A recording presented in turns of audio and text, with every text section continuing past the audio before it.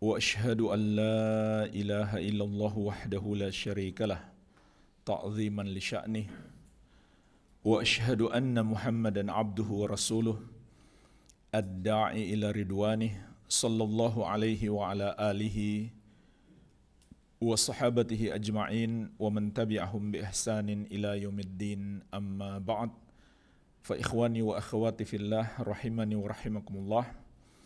Semoga Allah subhanahu wa ta'ala senantiasa mencurahkan rahmatnya kepada kita sekalian. Kita akan memasuki insyaallah ta'ala dalam pembahasan kitab At-Tauhid bab yang ke-7. Penulis kitab Tauhid Syekhul Islam Al-Mujahidul Mujaddid Al-Imamul Allamah Asy-Syaikh Muhammad At-Tamimi rahimahullahu ta'ala mengatakan, babun minasyirki lubsul halqati wal khayti wa nahwihima li raf'il bala au daf'ihi. Bab termasuk syirik mengenakan gelang, benang dan yang semisalnya untuk mengangkat bala atau menangkalnya. Bab termasuk syirik orang yang menggunakan gelang, benang, dan semisalnya. Semisalnya seperti kalung, cincin, terbuat dari apapun. Dengan tujuan untuk menghilangkan satu musibah yang menimpa atau mencegah terjadinya mara bahaya. Maka ini termasuk syirik. Jemaah sekalian, Syekh Muhammad bin Shalih Al-Utsaimin rahimahullahu ta'ala dalam syarah beliau menjelaskan, bab ini adalah awal dari pembahasan sebuah kaidah besar untuk memahami syirik, yaitu syirik dalam sebab. Syirik dalam sebab. Bagaimana memahami hal ini? Pertama, harus kita yakini hanya Allah subhanahu wa ta'ala yang maha mampu menetapkan sesuatu itu sebagai sebab. Sebab itu kan ada dua. Sebab kemanfaatan atau sebab kemudaratan. Maka termasuk keyakinan kita bahwa Allah sebagai Rabb, bahwa Allah subhanahu wa ta'ala sebagai Rabb kita. Kita meyakini dialah pencipta dan penakdir atau penetap segala sesuatu. Sebagaimana Allah tegaskan dalam banyak ayat, Allahu khaliqu kulli syai'in, Allah pencipta segala sesuatu. Wa khalaqa kulla syai'in faqaddarahu taqdira. Dan Allah yang menciptakan segala sesuatu serta menakdirkannya dengan sebaik-baik penakdiran. Kalau begitu kita harus meyakini hanya Allah yang maha mampu menetapkan sesuatu itu sebagai sebab. Apakah itu sebab kemanfaatan atau sebab kemudaratan? Nah, pertanyaannya jemaah sekalian, bagaimana kita mengetahui kalau sesuatu itu Allah tetapkan sebagai sebab? Caranya melalui dua jalan. Jalan yang pertama, melalui dalil syar'i. Melalui dalil syar'i. Bahwa dalil itu menerangkan kepada kita sesuatu itu adalah sebab. Contoh, Allah subhanahu wa ta'ala berfirman tentang madu. Fihi syifa. Di dalam madu itu ada kesembuhan. Maka kita pun paham madu itu adalah obat. Berarti madu adalah sebab kesembuhan. Dari mana kita tahu? Dari Al-Quran. Walaupun kita belum baca, belum mendengar ucapan para dokter, kita sudah yakin madu itu mengandung kesembuhan. Andai ada dokter menentangnya, dokter pasti salah. Nggak mungkin dia lebih tahu daripada Allah Azza wa Jalla. Contoh lain, Rasulullah SAW bersabda tentang al-habbatus sauda. Inna fil habbati sauda shifa'a min kulli da. Sesungguhnya di dalam al-habbatus sauda itu ada obat bagi segala penyakit. Maka kita pun tahu bahwa al-habbatus sauda adalah sebab kesembuhan. Ini cara yang pertama. Untuk mengetahui sesuatu itu sebagai sebab. Melalui jalan wahyu. Cara yang kedua adalah dengan suatu percobaan ilmiah yang masuk akal, yang dapat membuktikan adanya hubungan antara sebab dengan akibat. Bisa dijelaskan secara ilmiah, dapat dipahami oleh akal sehat, jelas terbukti ada hubungan antara sebab dengan akibatnya. Contoh apa? Semua obat-obat kedokteran modern.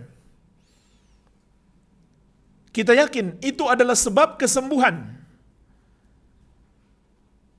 Dari mana kita yakin? Karena adanya penelitian ilmiah. Bisa dipertanggungjawabkan secara ilmiah.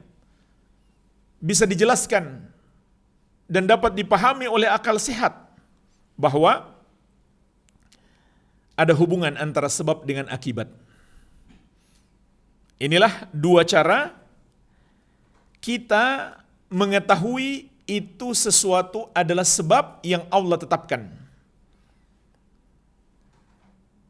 Kemudian jemaah sekalian, kaidah penting berikutnya bahwa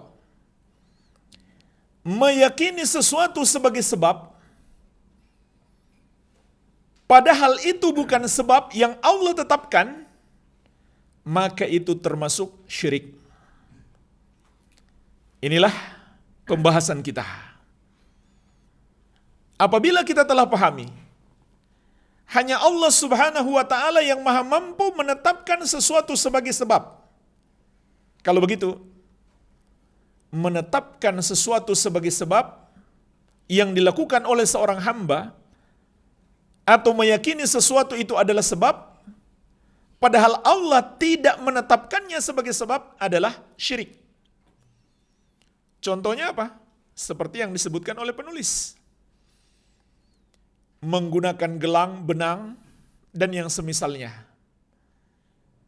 Yang diyakini itu adalah sebab untuk menghilangkan malapetaka ataupun menolaknya. Nah sekarang kita lihat dengan dua cara tadi. Mungkinkah benda-benda itu, gelang, benang, cincin, kalung, sabuk, bisa memberi manfaat kepada kita? Atau sebaliknya menolak mudarat, atau mencegah mudarat itu jangan sampai menimpa kita, ataupun menghilangkannya. Adakah dalil syar'inya? Tidak ada. Yang kedua, bisa nggak dijelaskan secara akal sehat? Juga tidak bisa. Tidak bisa dijelaskan secara akal sehat. Jamaah sekalian, kalau kita perhatikan pembahasan ini adalah pembahasan terkait dengan kesyirikan yang sangat banyak. Sebut semua yang diyakini bisa mendatangkan manfaat atau menolak mudarat. Ini hanya contoh. Contoh lain, sebagian orang tua meyakini anak bayi itu di bawah bantalnya diletakkan apa? Gunting, peneti, macam-macam. Nah, sekarang kita lihat dengan dua cara ini, dua jalan ini. Ada nggak dalilnya bahwa itu bermanfaat? Tidak ada. Yang kedua, masuk akal tidak itu? hanya dengan gunting dan peniti di bawah bantalnya bisa melindungi dia dari mara bahaya. Nggak masuk akal. Apalagi itu cuma untuk menakuti setan. Setan nggak bodoh-bodoh amat. Nggak bisa dijelaskan secara akal sehat. Contoh lain, ari-ari bayi dicuci bersih, diletakkan dalam kendi, kemudian ditanam, lalu dipasangi lampu. Apa dibalik perbuatan itu? Keyakinan bahwa itu bisa menjadi sebab kemanfaatan bagi si bayi kan? Atau menolak mudarat darinya. Sekarang kita lihat dengan dua jalan ini. Ada nggak dalilnya? Tidak ada. Yang kedua, masuk akal tidak? Tidak masuk akal. Nggak bisa dijelaskan. Maka meyakininya adalah syirik. Begitu pula dengan pengobatan-pengobatan alternatif. Semua pengobatan-pengobatan alternatif untuk mengetahui itu pengobatan sesuai syariat atau bertentangan dengan syariat, uji dengan dua cara ini. Lihat, ada dalilnya tidak? Contoh, dulu, walhamdulillah sekarang anak nggak pernah dengar lagi. Cuma dulu, katanya ada orang bisa memindahkan penyakit ke kambing. Antum masih pernah dengar? Sudah nggak lagi kan? Dulu sempat ramai. Bahkan ada yang hanya dengan sebutir telur dia bisa pindahkan penyakit ke situ. Sekarang kita lihat. Ada nggak dalilnya? Tidak ada. Bisa nggak dijelaskan secara ilmiah? Saya kira tidak bisa. Nggak masuk akal. Maka meyakininya bisa bermanfaat bagi kesembuhan itu adalah syirik. Tapi pertanyaannya jemaah sekalian, bagaimana kalau betul-betul terjadi orangnya sembuh? Maka itu adalah sihir. Itu termasuk sihir dan perdukunan. Jika terbukti tapi tidak bisa dijelaskan dengan dua cara ini, maka itu adalah permainan sihir dan perdukunan. Berhati-hatilah. Jadi, ini semuanya dihukumi syirik. Dilihat dari dua sisi. Kesyirikannya dari dua sisi. Yang pertama dari sisi rububiyah. Yaitu keyakinan tadi yang kita sebutkan di awal. Hanya Allah yang maha mampu menetapkan sesuatu sebagai sebab. Kalau kita mengatakan ini adalah sebab, padahal Allah tidak menetapkan itu sebagai sebab, seakan-akan kita telah bersekutu dengan Allah. Ini dahsyat sekali. Kita mempersekutukan diri kita dengan Allah. Seperti yang dilakukan Fir'aun. Bukan lagi mempersekutukan sesuatu dengan Allah, tapi diri kita yang kita persekutukan dengan Allah. Ini sisi yang pertama. Sisi kesyirikan yang kedua adalah dari sisi uluhiyah, yaitu ketika hati kita bergantung kepada sebab. Karena bergantung hati adalah ibadah. Yang disebut dengan apa? Tawakal. Wa 'alallahi fatawakkalu in kuntum mu'minin. Allah menegaskan, dan hendaklah hanya kepadanya, hanya kepada Allah kalian bertawakal. Kalau kalian benar-benar beriman. Berarti orang yang bertawakal, yang bergantung hatinya kepada selain Allah, dia bukan orang yang benar-benar beriman. Pertanyaannya jemaah sekalian, ini syirik besar atau syirik kecil? Jadi bisa dipahami ya, dua sisi kesyirikannya. Dari sisi rububiyah maupun dari sisi uluhiyah. Sekarang pertanyaannya, apakah syirik besar atau syirik kecil? Jawabannya, tergantung keyakinan. Kalau seseorang meyakini benda-benda ini memberi pengaruh dengan sendirinya, maka syirik besar.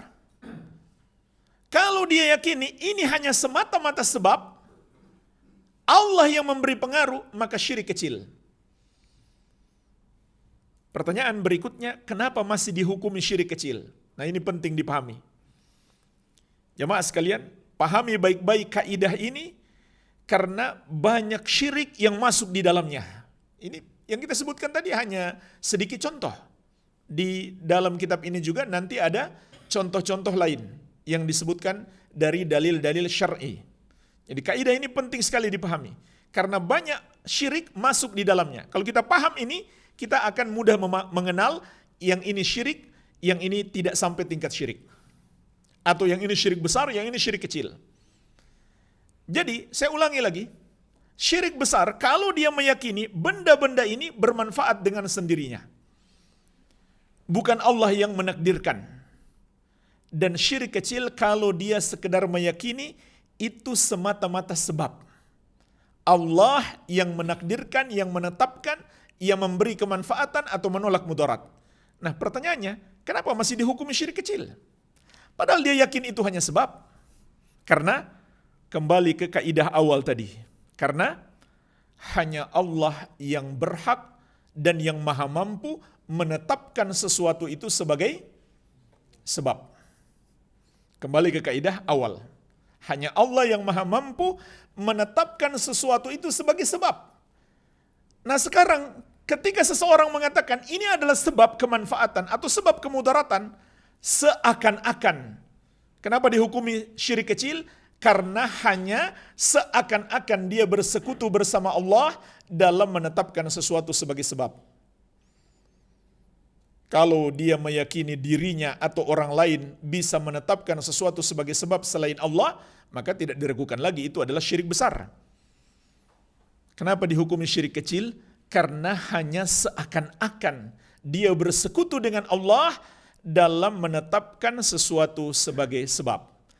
Jadi keyakinan terhadap sebab yang bukan sebab bisa jadi syirik besar, bisa jadi syirik kecil. Kecuali jemaah sekalian, apabila melibatkan dukun, maka tidak ada lagi syirik kecil padanya.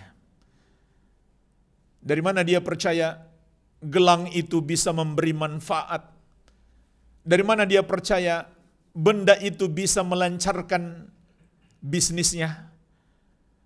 Dari mana dia percaya cincin itu bisa melindungi dari segala mara bahaya? Dari seorang dukun. Maka jika melibatkan seorang dukun, tidak ada lagi syirik kecil. Karena mempercayai para dukun adalah syirik besar. InsyaAllah ta'ala nanti ada bab tersendiri akan kita bahas lebih detail tentang sihir dan perdukunan. Jadi ini kaidah penting memahami syirik sebab. Sekarang kita bahas satu dalil yang pertama yang menjadi inti daripada dalil pembahasan syirik sebab. Wa qaulullahi ta'ala, dan firman Allah subhanahu wa ta'ala, kul, katakan wahai Muhammad, sampaikan kepada mereka. Afara'aitum ma tad'una min dunillahi. Kabarkan kepadaku tentang apa yang kalian sembah selain Allah. In aradani Allahu bidurrin hal hunna kashifatu durrih. Apabila Allah menginginkan untuk menimpakan mudarat kepadaku, apakah Tuhan-Tuhan yang kalian sembah itu bisa menghilangkan kemudaratan itu? Au aradani birahmatin hal hunna mumsikatu rahmati. Atau apabila Allah ingin memberikan rahmatnya kepadaku, apakah Tuhan-Tuhan yang kalian sembah bisa mencegah rahmat Allah itu? Kul hasbi Allah, katakan kepada mereka, cukup bagiku Allah sebagai penolong, alaihi yatawakkalul mutawakkilun, hanya kepadanya lah makhluk bertawakal. Surat Az-Zumar ayat ke-38. Jemaah sekalian, ayat ini berbicara tentang orang-orang musyrik yang menyembah kepada selain Allah dalam keadaan mereka tahu patung-patung yang mereka sembah, termasuk orang soleh yang dijadikan patung seperti Latah. Nanti insya Allah akan datang pembahasan tentang sejarah Latah.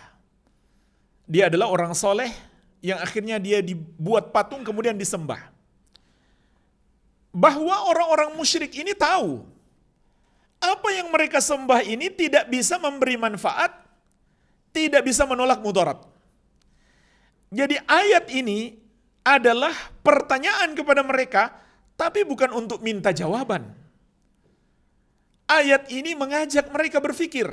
Maksud ayat ini, kalau kalian sudah tahu bahwa Tuhan-Tuhan yang kalian sembah tidak bisa memberi manfaat, tidak pula bisa menimpakan mudarat.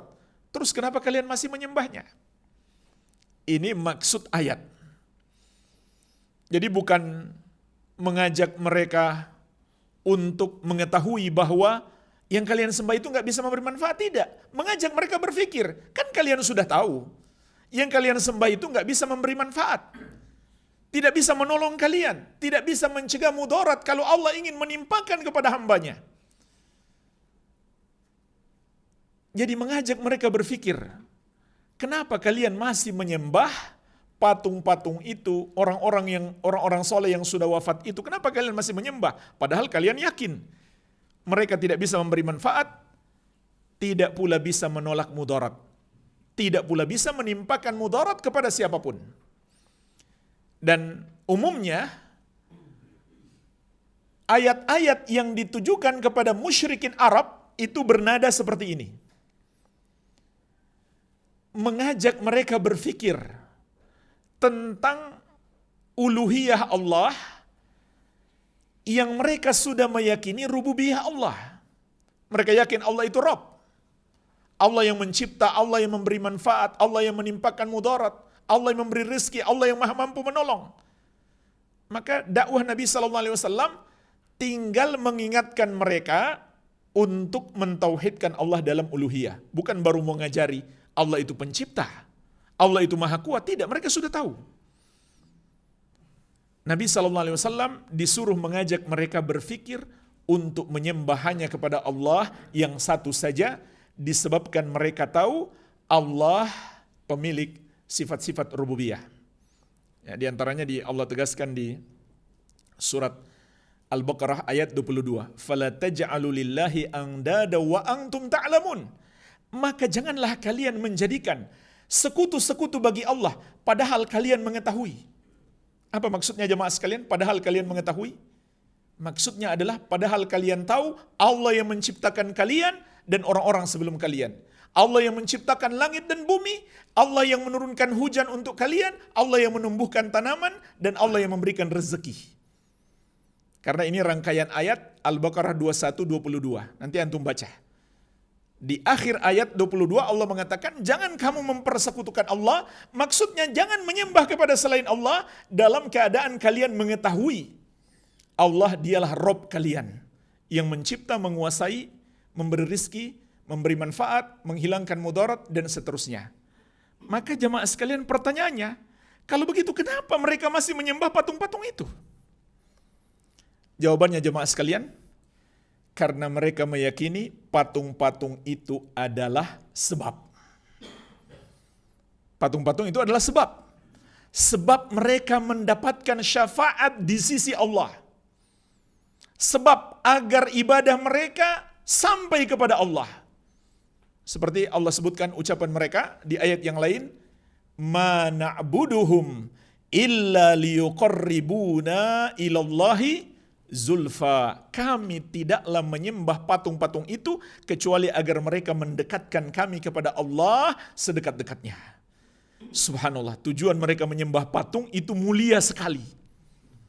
Bersamaan dengan itu, Allah pun murka kepada mereka dengan semurka-murkanya. Walaupun tujuan mereka baik, tapi cara mereka salah, yaitu berbuat syirik. Jadi mereka anggap patung-patung ini hanya sebab untuk semakin dekat kepada Allah, agar mereka mendapatkan syafaat di sisi Allah Subhanahu wa ta'ala. Oleh karena itu jamaah sekalian, barang siapa meyakini sesuatu bisa menjadi sebab, padahal Allah tidak menetapkan itu sebagai sebab, maka ini adalah salah satu bentuk kesyirikan orang musyrik jahiliyah dahulu. Insyaallah ta'ala saya akan sebutkan penjelasan ulama tentang ini, kemudian kita lanjutkan tanya jawab setelah adzan. Saya nukilkan penjelasan para ulama tentang syirik sebab ini berdasarkan ayat ini dan ayat yang semisalnya. Syekh Muhammad bin Shalih Al-Utsaimin rahimahullah dalam syarah beliau mengatakan, wasyahid min hadhil ayah anna hadhil asnam la tanfa ashabaha. Yang menjadi sisi pendalilan dalam ayat ini bahwasannya patung-patung itu tidak bisa memberi manfaat kepada para penyembahnya. Dan para penyembahnya itu tahu. Orang-orang musyrik yang menyembah patung itu tahu dia nggak bisa memberi manfaat. La bijalbi naf'in wala bidaf'i durrin. Tidak bisa mendatangkan suatu kemanfaatan, tidak pula bisa menolak mudarat. Falaisat asbaban lidzalik. Maka dari itu, patung-patung itu bukanlah sebab yang dapat mendatangkan manfaat. Tidak bisa mendatangkan manfaat dengan sendirinya, tidak pula bisa menjadi sebab. Fayuqasu 'alaiha kullu ma laysa bisababin syar'iyyin aw qadari. Maka dikiaskan kepadanya segala sesuatu yang bukan sebab. Apakah bukan sebab syar'i atau bukan sebab qadari? Jemaah sekalian, sebab syar'i itu contohnya adalah ruqyah. Ruqyah itu disebut sebab syar'i. Sedangkan sebab qadari adalah sesuatu yang Allah ciptakan sehingga mengandung sebab. Sesuatu yang Allah ciptakan dan Allah tetapkan yang mengandung sebab kemanfaatan atau kemudaratan. Fayu'tabaru ittikhadhuhu sababan isyrakan billah. Maka menganggap sesuatu itu sebagai sebab, padahal itu bukan sebab yang Allah tetapkan, adalah termasuk mempersekutukan Allah seperti yang dilakukan oleh orang-orang musyrik jahiliyah dahulu. Fahadhil ayat, Syekh Abdurrahman bin Hasan dalam syarah beliau juga mengatakan, fahadhil ayah wa amthaluha tubtilu ta'alluqal qalbi bi ghairillahi. Maka ayat ini dan yang semisalnya membatilkan ketergantungan hati kepada selain Allah. Fi jalbi naf'in au daf'i durrin. Apakah kita bergantung hati kepada selain Allah untuk meraih suatu kemanfaatan atau menolak kemudaratan? Wa anna dzalika syirkun billah. Dan bahwasannya yang demikian itu merupakan kesyirikan kepada Allah Subhanahu wa taala. Jadi dua nukilan ini, yang pertama dari Syekh Ibnu Utsaimin, beliau menjelaskan tentang syirik, sebab syirik dalam rububiyah. Kemudian yang kedua dari Syekh Abdurrahman bin Hasan, beliau menjelaskan tentang syirik bergantungnya hati kepada selain Allah Subhanahu wa taala. Jadi di sini ada dua bentuk kesyirikan. Namun tingkatannya juga bisa dua, bisa jadi syirik besar, bisa jadi syirik kecil. Kecuali melibatkan para dukun, maka tidak ada lagi syirik kecil, semuanya dihukumi sebagai syirik besar. Inilah jemaah sekalian, di antara ayat yang menjelaskan kepada kita dan penjelasan para ulama tentang syirik sebab. InsyaAllah ta'ala lanjutan bab ini kita sambung di kesempatan yang akan datang. Mungkin ada yang perlu ditanyakan, saya persilahkan. Assalamualaikum warahmatullahi wabarakatuh. Anda pernah dengar cerita seperti ada orang yang tidur di masjid terus tiba-tiba pas bangun di luar gitu karena dibawa jin muslim katanya. Itu kalau meyakini itu kesyirikan juga atau bukan? Baik. Ada kejadian. Jadi pertanyaan beliau, ada kejadian. Orang yang tidur di masjid tiba-tiba bangun, dia di luar masjid. Katanya dia dipindahkan oleh jin muslim. Bagaimana hukum kita meyakininya? Jemaah sekalian, kalau dihubungkan dengan pembahasan kita, mungkinkah jin bisa mengangkat orang lalu dipindahkan keluar? Jawabannya sangat mudah, kalau jinnya kuat. Maka dari itu, kalau kita baca di pembahasan tentang wali Allah, para ulama ahli sunnah mengingatkan, jika kamu lihat ada orang terbang di udara atau berjalan di atas air, jangan kamu membenarkannya sampai kamu lihat amalannya. Jangan kamu anggap dia seorang yang benar sampai kamu lihat amalannya. Apakah sesuai dengan petunjuk Nabi SAW atau tidak? Kenapa? Hal seperti itu mudah saja bagi setan. Yaitu setan dari kalangan jin. Hal seperti itu mudah saja dia lakukan. Jadi ini bukan hal yang perlu kita herankan. Itu hal yang mudah saja dilakukan oleh para jin. Cuma masalahnya meyakini itu jin muslim atau tidak. Nah ini adalah hal yang perlu bukti akurat. Nah kita nggak bisa mengatakan itu jin muslim. Dan juga kita nggak bisa mengatakan perbuatannya itu baik atau buruk. Tergantung, kalau orangnya dikhawatirkan ngompol di masjid, atau mungkin ada air liurnya keluar, lalu jin itu memindahkan, berarti bagus. Tapi kalau orangnya tidak mengotori masjid, itu jin kurang kerjaan itu. Ya mengganggu orang, tidur di masjid boleh. Nabi SAW dan para sahabat terkadang tidur di masjid. Boleh-boleh saja, apalagi yang itikaf. Kalau dia keluarkan orang itikaf keluar masjid, dia berdosa. Karena itikaf tempat di masjid. Jadi itu bukan keyakinan yang sampai pada tingkat syirik, karena hal itu terjadi sesuai fakta. Hal itu memungkinkan terjadi. Cuma memastikan itu jin muslim dan bukan, maka itu harus perlu data yang atau bukti yang valid. Iya. Jadi perbuatannya itu belum tentu benar. Wallahu alam. Assalamualaikum warahmatullahi wabarakatuh. Kalau kita memakai batu cincin yang dipercaya oleh orang lain memiliki kekuatan, tapi kita memakainya hanya untuk memakainya saja tanpa mempercayai kekuatan tersebut, apakah boleh seperti itu? Kita memakai sebuah cincin yang ada batunya, itu hukum asalnya mubah. Bahkan sebagian ulama mengatakan menggunakan cincin adalah sunnah. Memang ada khilaf ulama. Sebagian mengatakan sunnah, sebagian mengatakan mubah saja. Dan Rasulullah SAW menggunakan cincin yang terbuat dari perak. Jadi pada dasarnya itu boleh, tidak menyelisih syariat. Selama tidak diyakini bahwa itu bisa mendatangkan satu kesaktian, satu kemanfaatan tertentu atau menolak kemudaratan. Maka kalau diyakini seperti itu, padahal tidak bisa dibuktikan, baik dibuktikan dengan dalil syar'i atau dibuktikan secara ilmiah, maka meyakininya adalah kesyirikan. Nah pertanyaannya, kalau kita nggak meyakini seperti itu, tapi orang lain melihat kita meyakininya, maka pada dasarnya yang berdosa adalah dia, bukan kita. Cuma demi menutup pintu kesyirikan, kalau sudah ada keyakinan seperti itu dari orang sekitar, lebih baik kita tinggalkan. Nah, kalau perlu kita keluarkan, kemudian kita injak-injak batu itu di depan dia. Biar dia paham, ini tidak bisa memberi manfaat, tidak pula bisa menimpakan mudarat. Iya. Atau kalau itu barang berharga, ya jangan diinjak-injak. Dibawa saja di tempat orang membeli hal itu, kemudian dijual saja. Supaya kita tidak membuka kesyirikan untuk orang lain. Kemudian kita jelaskan kepadanya, tidak boleh keyakinan seperti itu adalah termasuk kesyirikan. Yang paling penting adalah kita jelaskan. Kalau dia sudah paham berarti ya nggak masalah. Kita nggak perlu singkirkan cincin itu. Barangkali demikian, wallahu alam. Ada waktu lagi, silakan.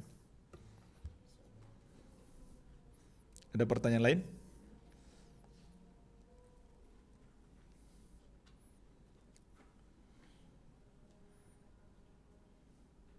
Jadi ada sebuah riwayat sahih.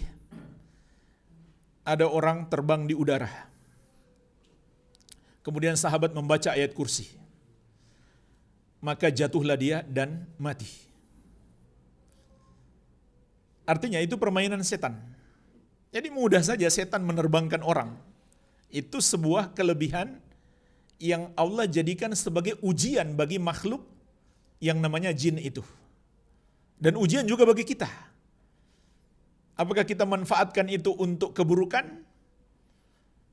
Maka kita berarti tidak lulus ujian. Jadi ini pernah kisah terjadi di masa sahabat. Diterbangkan dia oleh setan.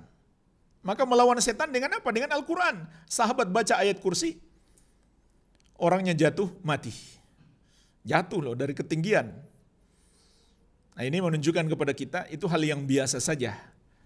Kalau jin bisa mengangkat orang. Iya.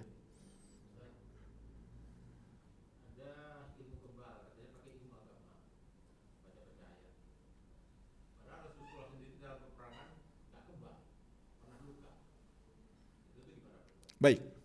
Itu termasuk sihir dan perdukunan. Tidak ada dalam Islam ilmu kebal maupun tenaga dalam. Itu adalah permainan setan. Kalau dianggap itu sebagai ajaran Islam, maka berarti itu termasuk keyakinan yang bid'ah, yang mengada-ada dalam agama, yang Rasulullah SAW tidak pernah ajarkan.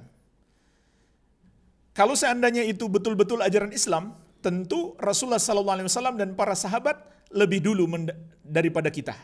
Nggak mungkin ada satu ajaran Islam, lalu kita bisa mengetahuinya, dan Nabi dan sahabat tidak bisa mengetahuinya, atau belum mengamalkannya. Berarti kita lebih hebat daripada mereka. Dan faktanya, Rasulullah SAW di perang Uhud, kepala beliau berdarah dan gigi beliau pecah.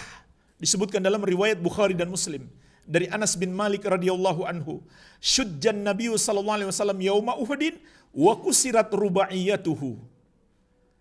Kepala Nabi sallallahu alaihi wasallam terluka dan pecah gigi beliau. Nah, kenapa bagian atas yang terluka jemaah sekalian? Karena bagian bawahnya Rasulullah sallallahu alaihi wasallam menggunakan baju besi. Jadi beliau tidak punya ilmu kebal. Beliau juga punya pedang. Para sahabat punya pedang dan tombak. Tidak punya tenaga dalam memukul orang dari jarak jauh. Sahabat yang mulia Khalid bin Walid radhiyallahu anhu yang digelari dengan Saifullahil Maslul, pedang Allah yang terhunus, yang ditakuti oleh musuh-musuh Islam. Kalau pasukan itu dipimpin oleh Khalid bin Walid, mereka sudah takut duluan. Ternyata beliau nggak punya ilmu kebal, nggak punya tenaga dalam. Dalam satu peperangan beliau mematahkan sampai 9 pedang. Artinya satu patah ganti lagi yang lain, patah ganti yang lain. Dan ketika beliau wafat, orang yang memandikan jenazahnya menghitung lukanya. Lebih dari 80 luka. Ada goresan pedang, tusukan tombak, tusukan anak panah, dan semua dari arah depan. Tidak ada dari arah belakang. Ya belum ajalnya saja beliau, dan beliau menangis. Kenapa harus mati di atas tempat tidur? Karena memang beliau jagoan perang dan sabar sampai musuh yang menyerah kalah. Bukan karena beliau punya ilmu kebal dan tenaga dalam. Jadi itu termasuk sihir dan perdukunan. Walaupun mereka tambahkan dengan bacaan-bacaan. Bacaannya seperti dari Al-Quran, dari doa-doa. Ini namanya mencampurkan antara yang hak dan yang batil. Dan tujuan utamanya untuk menipu orang awam. Supaya orang awam melihat, ada baca ayat kursi, ada baca doa bahasa Arab. Mereka pun mengira itu bagian dari ajaran Islam, padahal itu hanya tipuan. Jadi itu bukan ajaran Islam sama sekali. Dan umat Islam ketika disuruh berjihad, maka dua-duanya adalah kemuliaan. Kita menang adalah kemuliaan, mati syahid adalah kemuliaan. Nggak perlu kita pakai tenaga dalam, ilmu kebal, takut mati. Mati itu dicari oleh setiap umat Islam. Kalau memang sudah ajalnya, itu lebih baik daripada mati di atas tempat tidur. Jadi aneh kalau umat Islam berjihad tapi takut mati, makanya pakai ilmu kebal dan tenaga dalam. Itu bukan sifat umat Islam. Semoga bermanfaat. Lebih dan kurangnya saya mohon maaf. Wabillahi taufik. Subhanakallahumma wa bihamdik asyhadu an la ilaha illa anta astaghfiruka wa atubu ilaik. Wa sallallahu ala nabiyina Muhammadin wa alihi wasallam wa akhiru da'wana anil hamdulillahi rabbil alamin. Wassalamualaikum warahmatullahi wabarakatuh.